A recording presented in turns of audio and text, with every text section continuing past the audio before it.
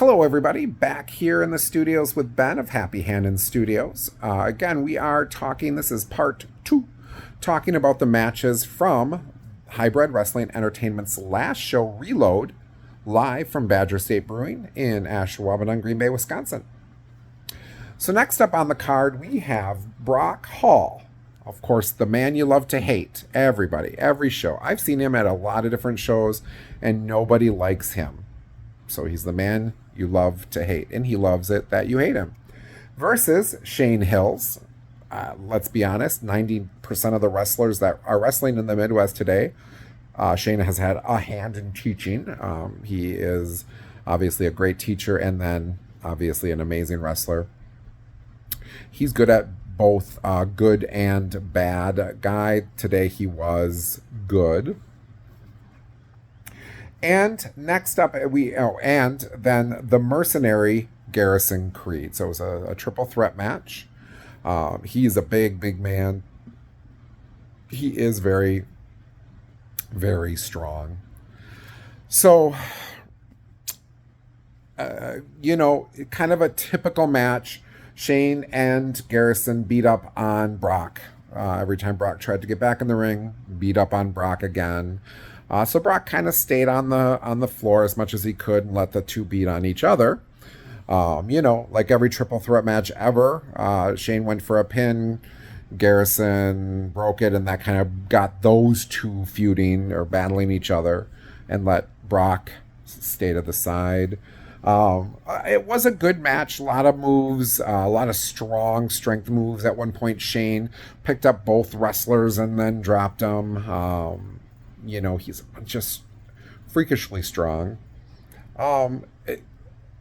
Not predictable. That definitely put the grade up a little bit. Brock Hall won. I haven't seen Brock Hall win a lot. He tends to not win a lot. But he did. He won. Now, he won by letting the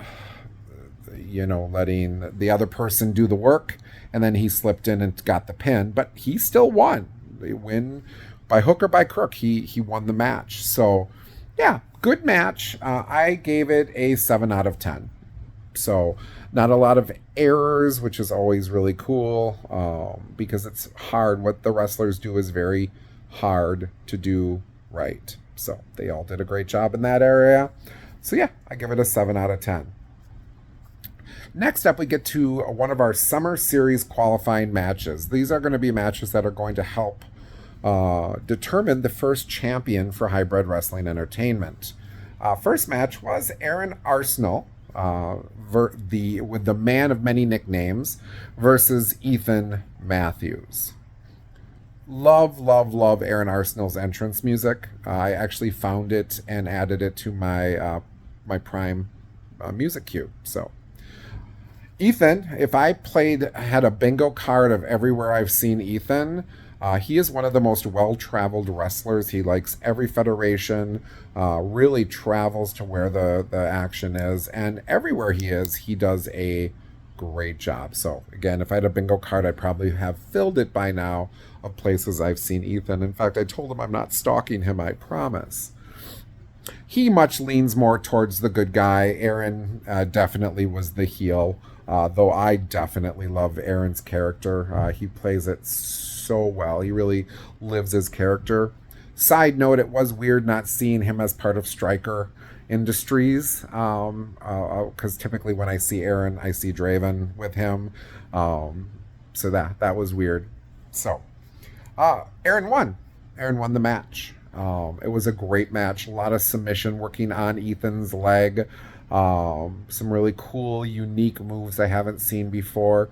There were a few moments where maybe they didn't mesh real well together. But all in all, a great match that Aaron won, making him the first entrance into the next round of the tournament. So, I do give this match I was going to give it an 8 out of 10. I did take a point off. Again, there were a few moments of maybe not perfectness. And if I'm going to be a critic, I've got to be a critic. So, 7 out of 10. Still a great match. Definitely one you should watch if you get an opportunity.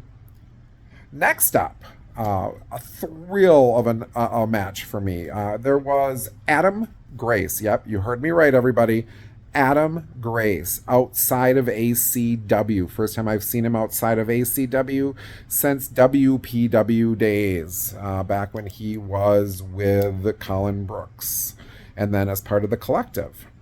So we were chit-chatting about that. That was a fun time. So he took on D'Angelo Steele. I've never seen D'Angelo Steele before. He's funny. He has an invisible friend that reminded me very much of Jimmy, with obviously WWE R-Truth days. So yeah, it was a great match. High impact moves. Adam is so good at what he does. He's got to have one of the best drop kicks out of anybody in the Midwest. Ridiculous.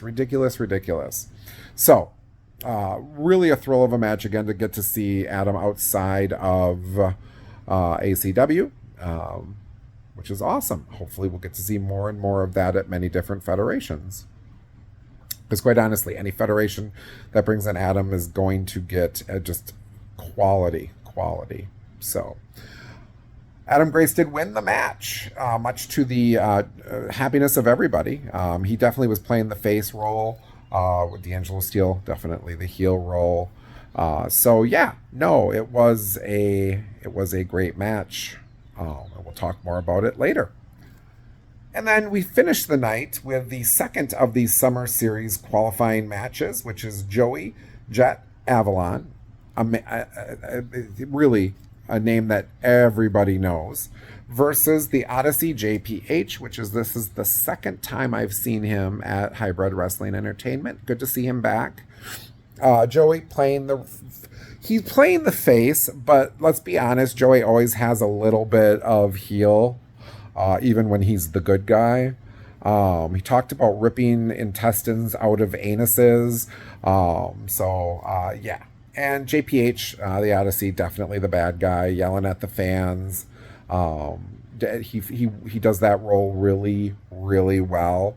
This was an amazing, hard-fought, hard-impact match.